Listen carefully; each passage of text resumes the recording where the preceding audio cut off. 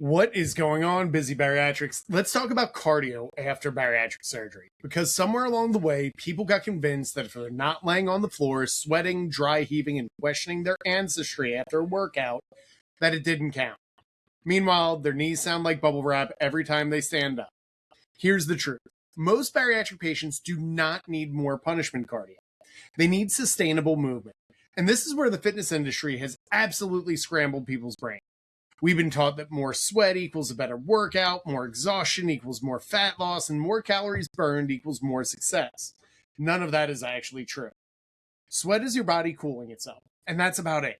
You can sweat eating spicy tacos in August. Doesn't make it fat loss. And calorie burn trackers? Those things are about as reliable as a guy saying, "I'll start Monday." Most watches dramatically overestimate calorie burn, especially during cardio. Now, can HIIT work? Sure, but here's the problem. A lot of bariatric patients are carrying joint pain, previous injuries, deconditioned fitness levels, inflammation, or years of wear and tear from obesity. I should know from being formerly 365 pounds. So throwing somebody into nonstop jump squats, burpees, and boot camp style chaos immediately after surgery is usually a terrible idea, especially when the reward is more soreness, more fatigue, more burnout, and sometimes more injuries. You do not need to destroy your knees to improve your health. That's one of my biggest issues with the go hard or go home mentality, because a lot of these workouts become moderate intensity suffering sessions that leave people exhausted, but not necessarily recovering, progressing, or building muscle effectively. At Busy Bariatrics, we focus far more on sustainable cardiovascular activity. And one of the best tools for that, Zone 2 cardio. Now, before you panic and think I'm about to turn this into a NASA lecture, Zone 2 simply means working at an intensity where your heart rate is elevated, you're breathing harder, but you can still hold a conversation. You shouldn't feel like you're dying, you should feel like you're working. A simple way to estimate, take 220 and minus your age. That gives you your estimated max heart rate. Then take about 60 to 70% of that number, and that's generally where your Zone 2 range will be. So if you're 40 years old, you're going to take 220 minus 40, that gives you 180.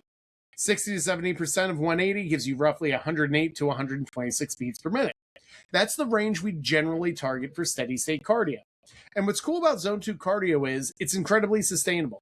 You can do it by walking. Traditionally, I like to do it on an inclined treadmill. You can do it from biking, elliptical, swimming, even just moving consistently outdoors. This kind of cardio improves cardiovascular health, endurance, recovery, insulin sensitivity, and work capacity without beating the absolute brakes off your joints. And honestly, walking is probably the most underrated fat loss tool on earth, because walking doesn't just burn calories. It's going to improve your stress management, it's going to improve your digestion, it's going to improve your recovery, your consistency, and your adherence. Also, it's recoverable, and that's really what matters. You cannot white knuckle your way through cardio you hate forever. That's why step goals matter so much. At Busy Bariatrics, we usually focus on increasing baseline movement first. Not perfection, not marathon training, just better than yesterday. If someone's averaging 3,000 steps a day, fantastic. Let's build towards 5, then maybe 6, 7,500. Heck, maybe we eventually get to 10K, but the point is progression, not necessarily punishment, because your body is going to adapt to that consistency. Here's another thing nobody wants to hear.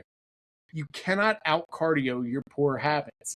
If your nutrition's chaotic, sleep's a disaster, stress is through the roof, and weekends turn into an all-inclusive food fest, no amount of stair climber suffering is fixing that.